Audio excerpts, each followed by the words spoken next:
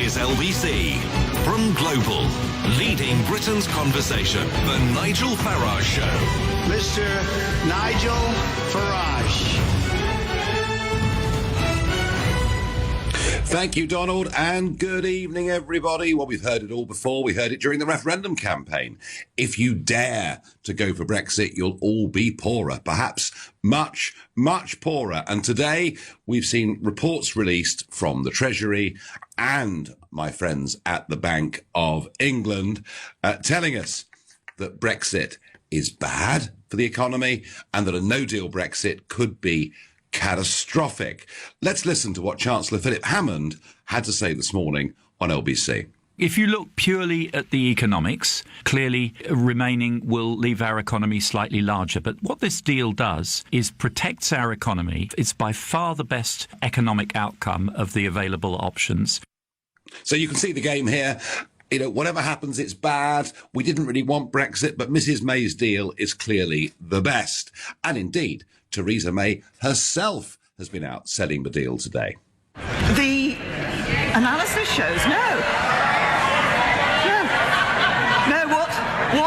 The analysis does not show that we will be poorer than the status quo today. What it shows, no, it doesn't. It doesn't.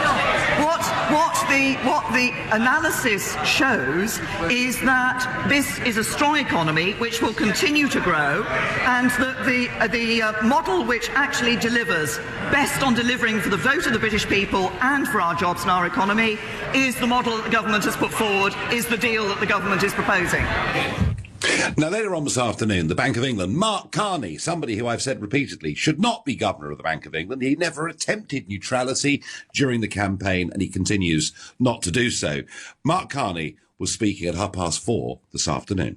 In the more severe or disorderly scenario, the UK's border infrastructure does not cope smoothly with new customs requirements for some time. There's a pronounced increase in the return investors' demand for holding sterling assets. By the end of 2023, GDP is more than 10% lower in the disorderly scenario.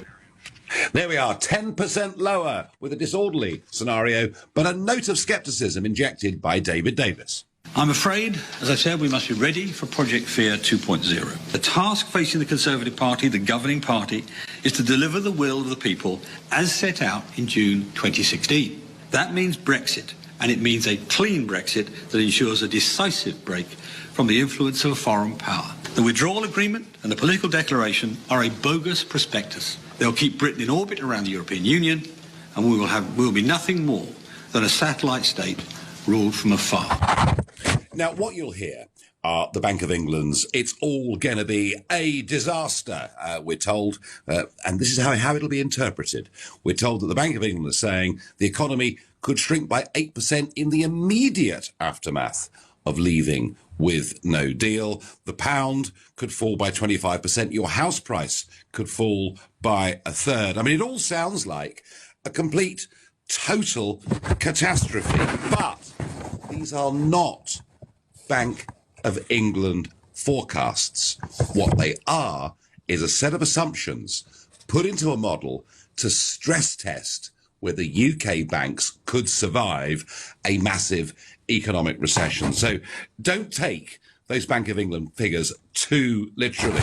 And the other point worth making with all of these Treasury forecasts and all of the bank forecasts is they all assume there'll be no new trade deals with any other part of the world. They all assume that the UK will lose access to existing trade agreements with other parts of the world. They all assume severe disruption at our borders, and they all assume migration numbers falling to very, very low numbers indeed. So at no point in any of these forecasts do they assume that anything will change for the better. They assume that with the rest of the world, we'll be on WTO, we won't be able to bring prices down. And as such, I think you really have got to take these with a pinch of salt. And folks, we've heard it all before. You know, these people can't forecast what's going to happen next Thursday, let alone what the UK economy is going to be in 2030. And these projections and assumptions are all the products of a bureaucratic mind.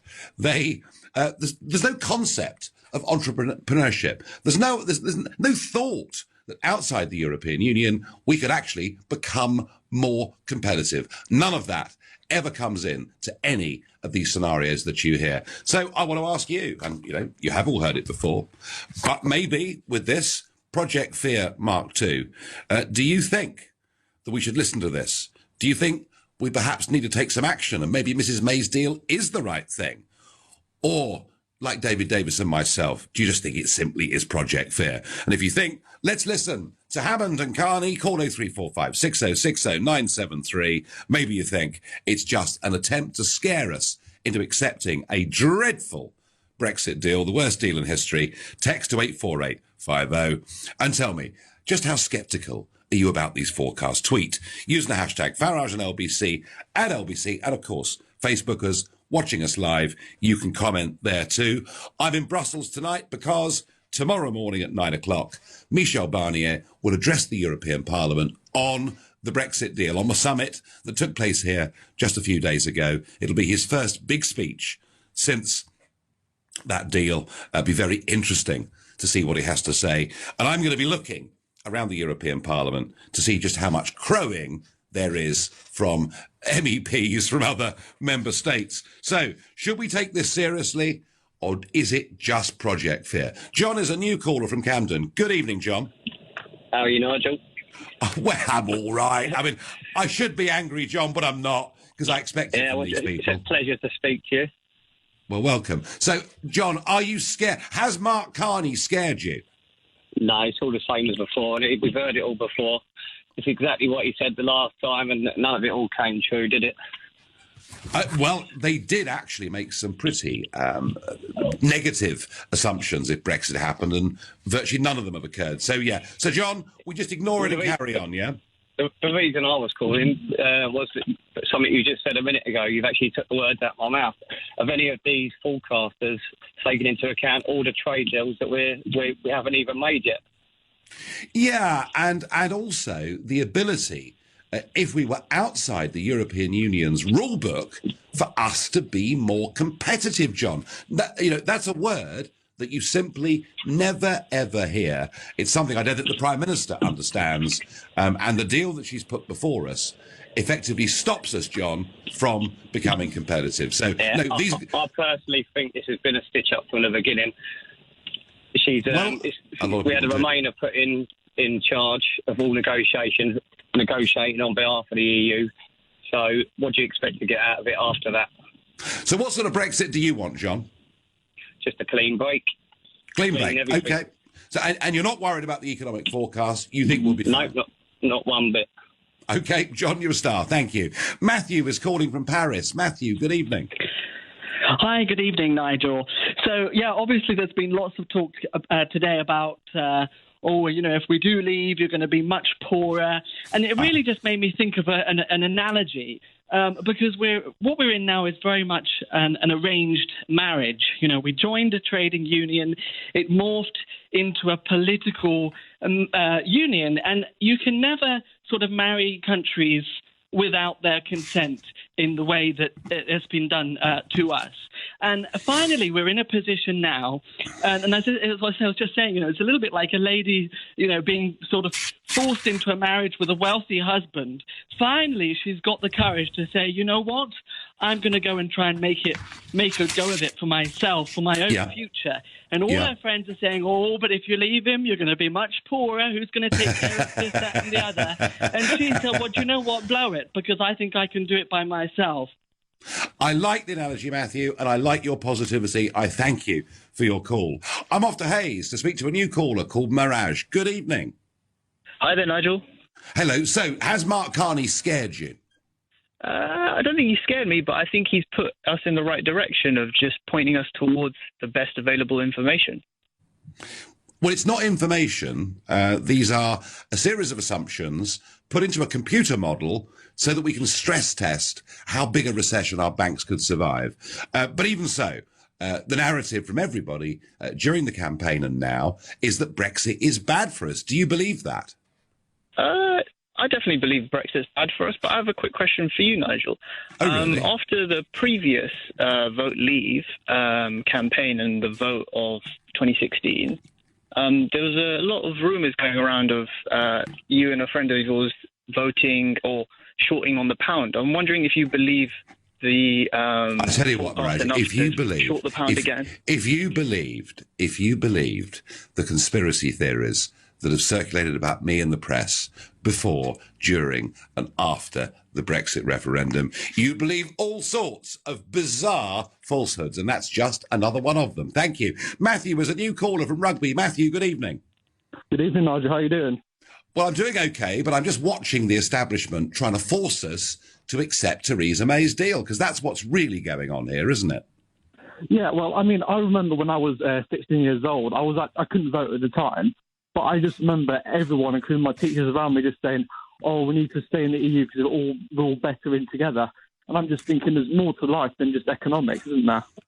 Oh, absolutely. I mean, we've kind of tried over the last few years to measure our success as a country by our GDP. You know, unless we have continued mass immigration, our GDP will fall. Well, there are lots of things that matter more than simply what our GDP figures are. That's absolutely right.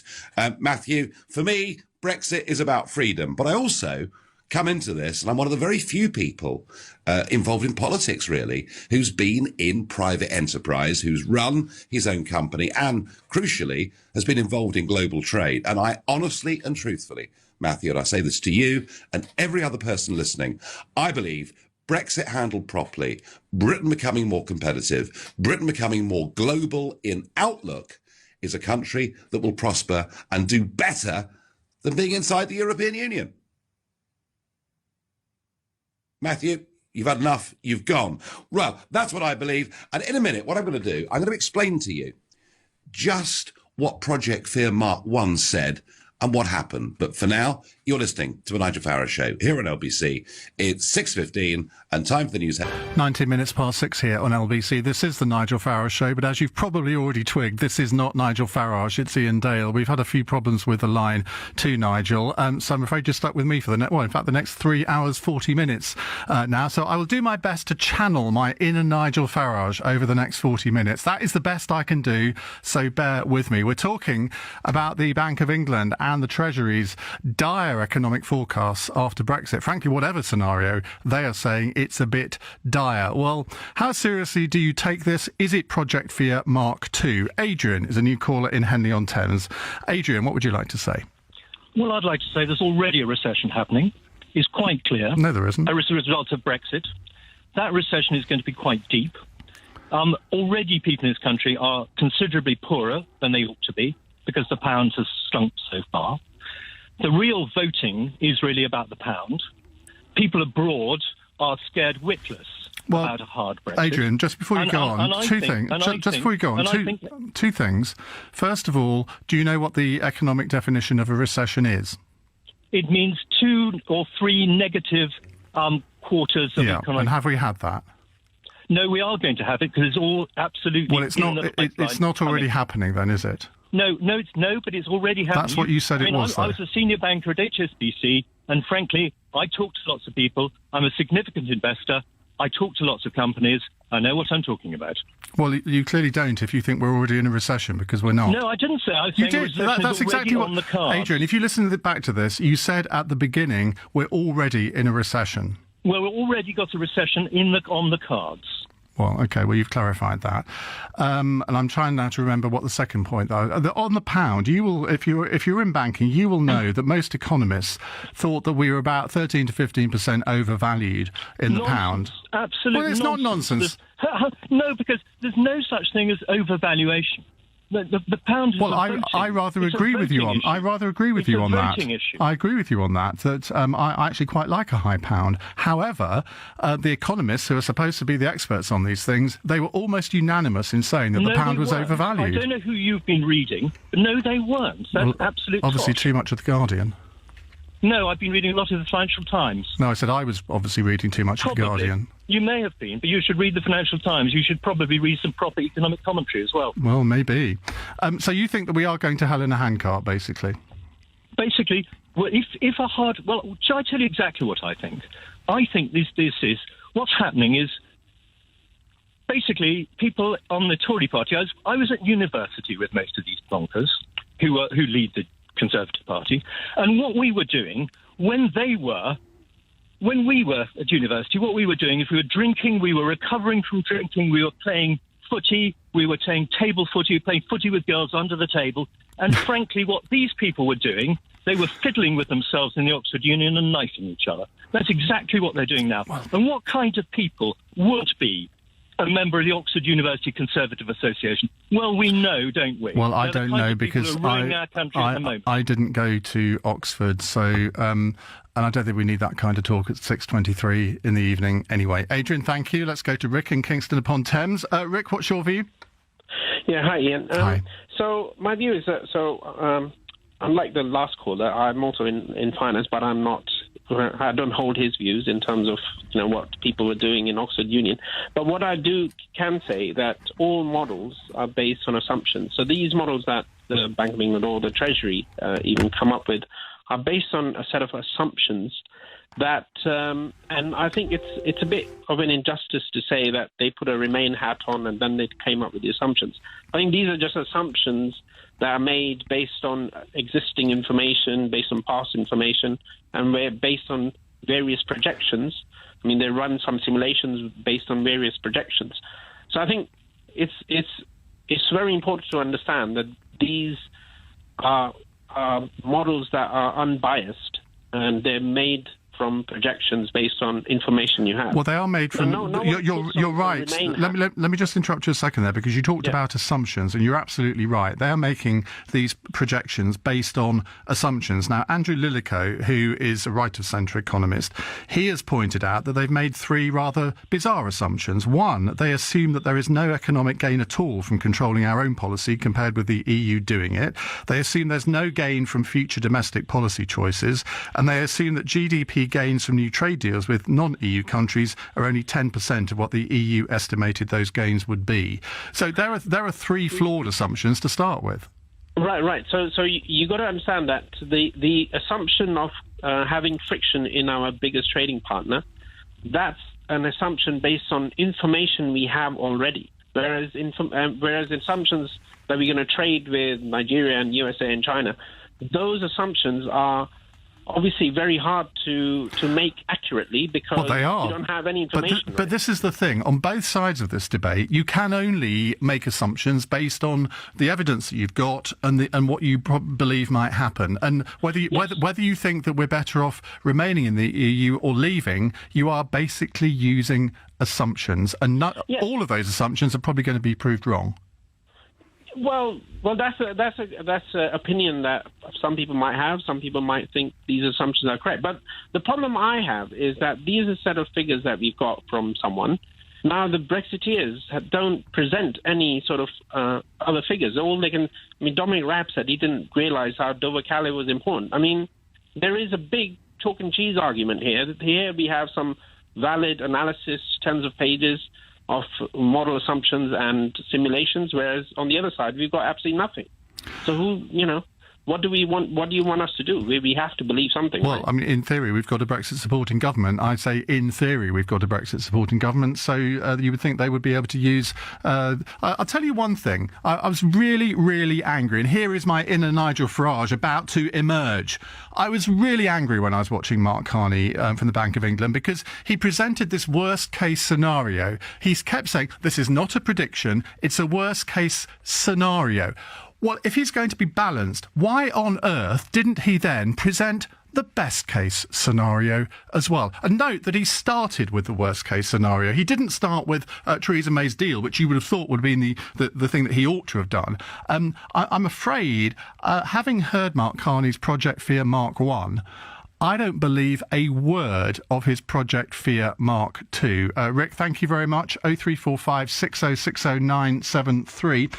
Carmen Carter has tweeted, what's happened to Nigel? I left the room, and when I came back, Iain Dale was on. Don't worry, no one's done away with him. I'm only here because we had problems with the line, but I will do my best over the next 33 minutes to keep you entertained in a pseudo-Nigel Farage-esque fashion. That's the best I can do. Lee is in Swindon. Hello, Lee.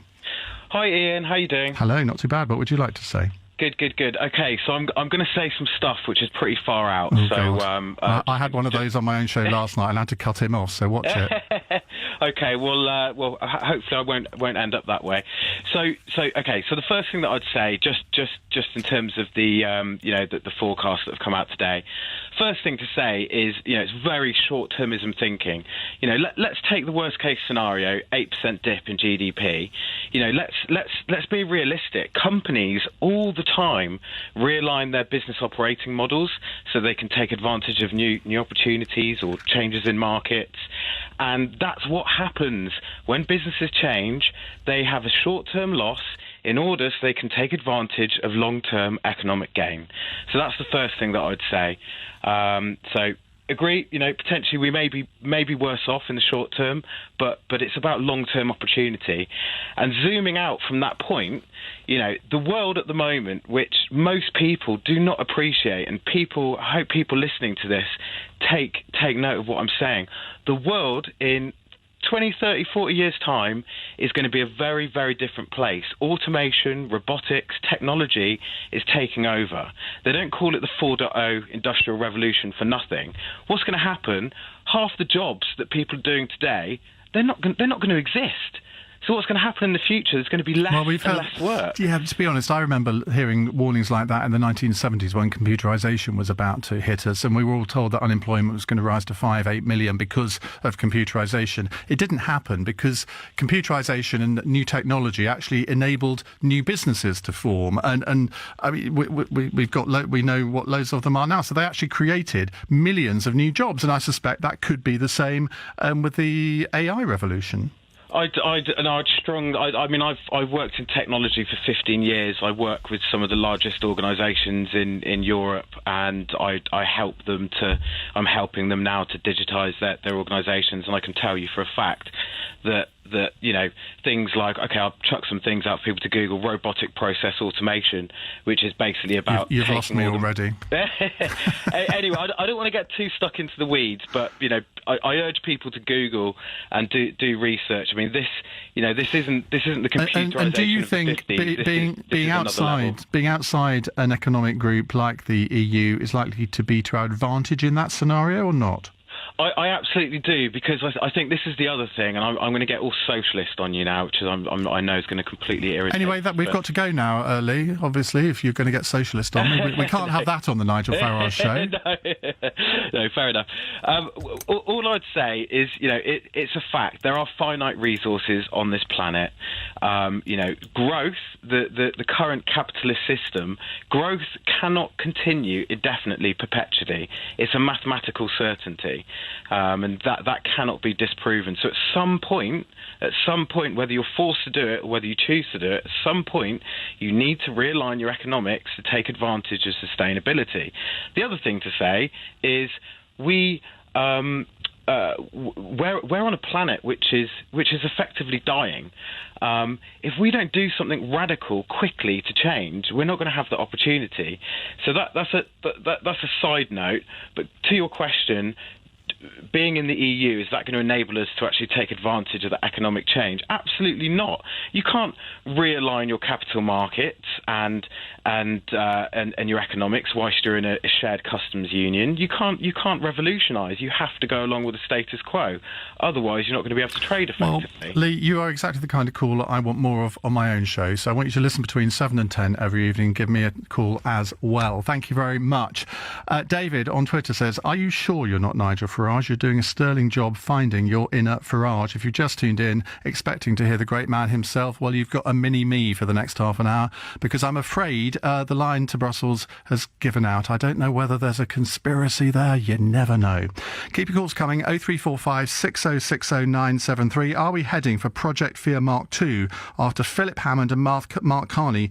I knew he said Martha Carney there. That would have been a bit of a bad one, wouldn't it? Mark Carney have warned of the dire consequences of Brexit. It's 6:32 here on LBC. Let's get the latest. 6:36 here on LBC. We're taking calls on Mark Carney. Is he launching Project Fear Mark II? Do you believe a word of it? Naeem is in St Albans. Hello, Naeem. Hello. I think Nigel's done a runner because he knew I was going to call him. Well, try me. I'll try and Iain, do my best. Iain, I listen to your show every day. You have a great show, great program, very balanced. I really wanted to speak to Nigel today. I hope he's listening because he's got it all wrong again. Look, I think this whole thing about using the word Project Fear, it's again some of the sort of sweeping statements that we're hearing from the Brexiteers. Now, the point is that this analysis, this report has been produced after a lot of analysis, a lot of months, a lot of time has gone into this. Where is the counter report? Where is the report or the analysis that tells us how successful this country will be after Brexit? Where is it? So whilst Bank of England and the Treasury have been producing a worst-case scenario, yes, absolutely, you need to hear a worst-case scenario. You know why? Because it's all about business. It's all about the economy. I'm in business. Before I make any investment, I risk assess it. I work out what is the worst case scenario if I make this investment. And without that, you can't make an informed decision. I've got no problem with him doing a worst case scenario, but I think given that the Bank of England is meant to be independent and impartial, why do you think he didn't do a best case scenario? Because there clearly is one. Well, is there? Yes. Okay, let's just briefly look at the facts. The facts are that when we leave Brexit, and I'll try and keep it brief, but when we leave Brexit, what is certain, when we leave the European Union, or if we go for a hard Brexit, which is what the report is based upon, it's based upon a no-deal Brexit, then we don't have trade agreements in place. We don't have any idea what's going to happen for goods and services in this country.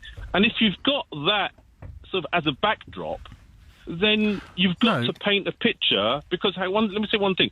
If they don't produce a worst-case scenario, and really they should have done this 2 years ago. They did, and that was Project Fear Mark 1. That's why we're having Project Fear Mark 2 now. All I'm saying... hang on a second. Well, because that's exactly what it is.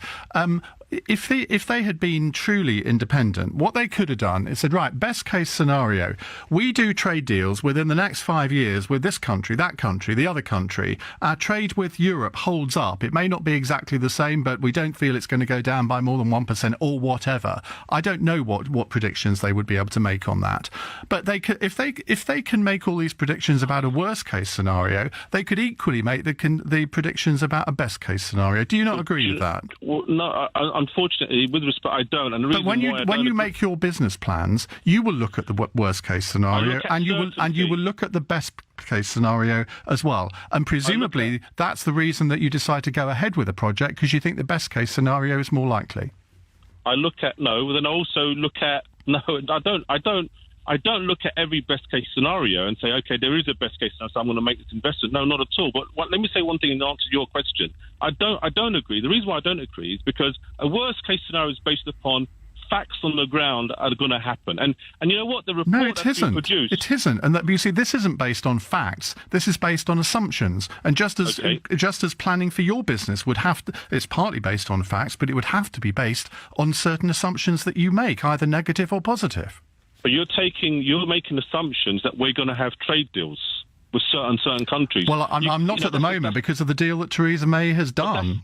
That's the difficulty. But hang on a second, that's the difficulty. And the deal that Theresa May has done, where are the Brexiteers telling us, you know what, this deal's no good that Theresa May has produced. This is the deal we should have. All I hear. Well, they have done that. They have done exactly that. They want a free trade agreement like the one with Canada with a few bells and whistles on it. And if you go out on the internet, all of these plans, the European Research Group, they published 3 papers in the last week on this sort of thing. So this idea that there are no alternatives, that the Brexiteers haven't actually come up with any plans, is for the birds. Naeem, thank you very much. Paul is a new caller in Los Angeles. Hello, Paul. Hello, Iain. Nice to talk to you. Hi. What would you like to say? Hi. Well, look, it's already been stitched up. I don't even think this is Project Fear 2. I think this is the alibi that is being set up now. The difference here with Project Fear 1 was that was for the electorate's benefit, and the electorate was the people. Rare referendum. The electorate isn't now even part of this game anymore.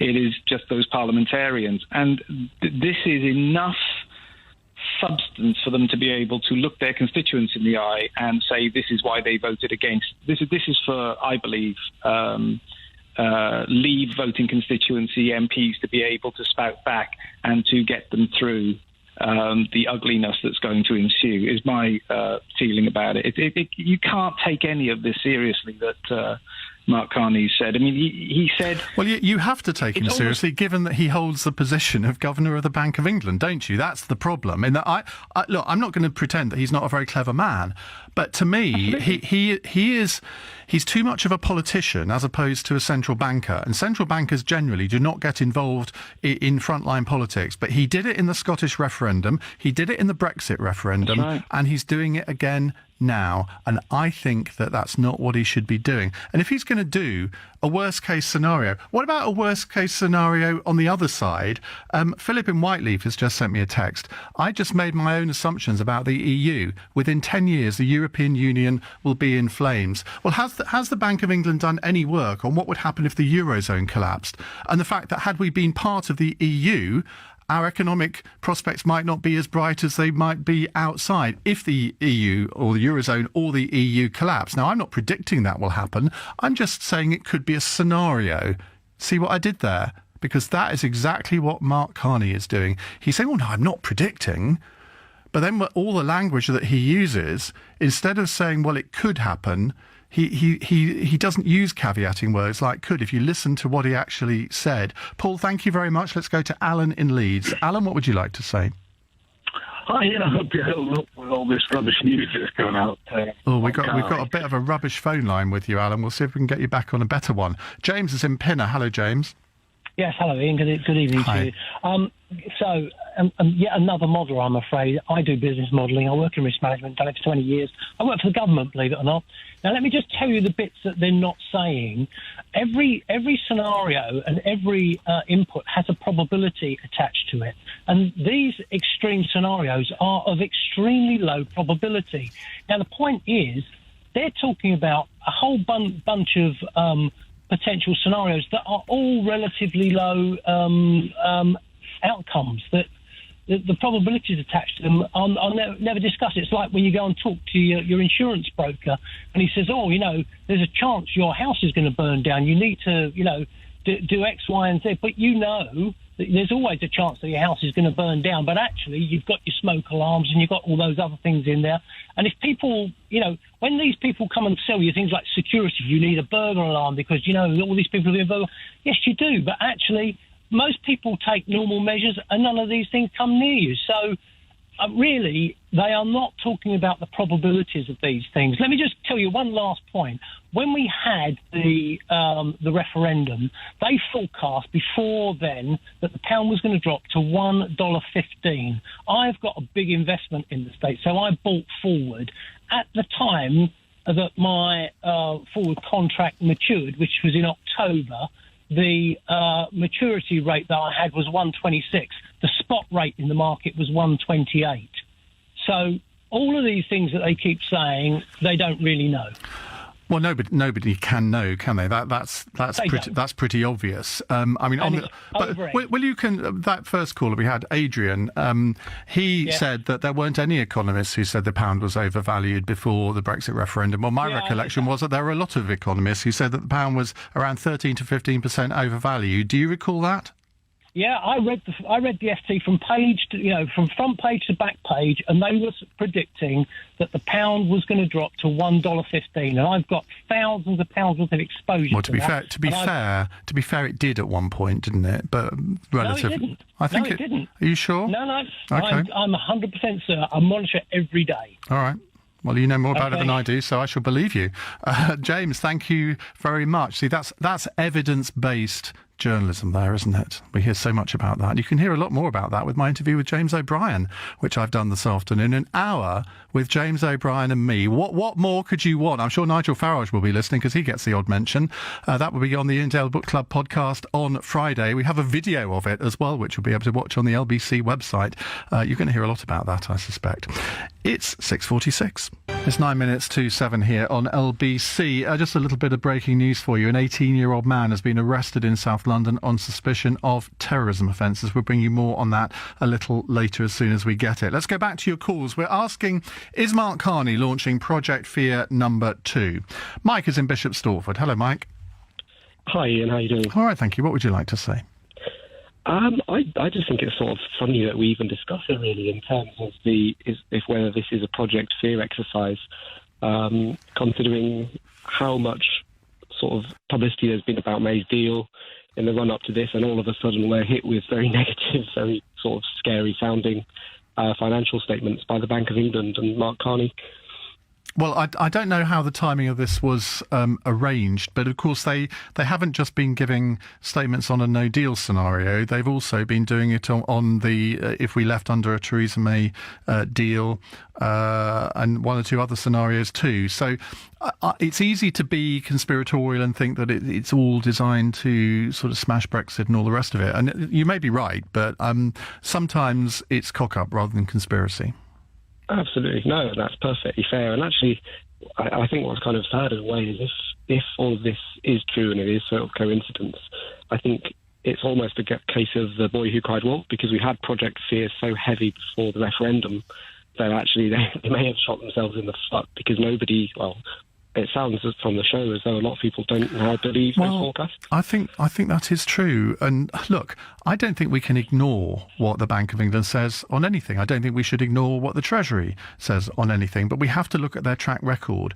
And particularly if you look at Treasury forecasts over the years, and we can go back decades, I can't think of a single Treasury forecast that has ever come true. They've always been out, often to quite a large degree. And they certainly were, with all the rubbish that George Osborne was coming out with during the referendum. Now, the same now is happening with the Bank of England. And I come back to the point that I made earlier. I think Mark Carney is devaluing the Bank of England by saying these things in this way and not balancing them with maybe a more positive outlook as well. Because, as I said before, I keep saying that, don't I? As I said before, well, it's because I'm talking common sense. I think that if you do a worst case scenario, you have to have a best case scenario, and then you make a judgment as to which is more likely. And often it's usually in the middle. If you do a business plan, you do your most optimistic case. You think you start a wine company. Your worst case scenario, I guess, is you don't sell a single bottle of wine during the whole year. Your best case scenario might be selling 1 million bottles of wine. So you work out your cash flow based on something in between, and then you have different scenarios. That, surely, is what the Bank of England should be doing. Mike, thank you. Let's go to Adam, who's in Madrid. Hello, Adam. Yeah, good evening, Ian. If house prices go down, why is that going to be a bad thing?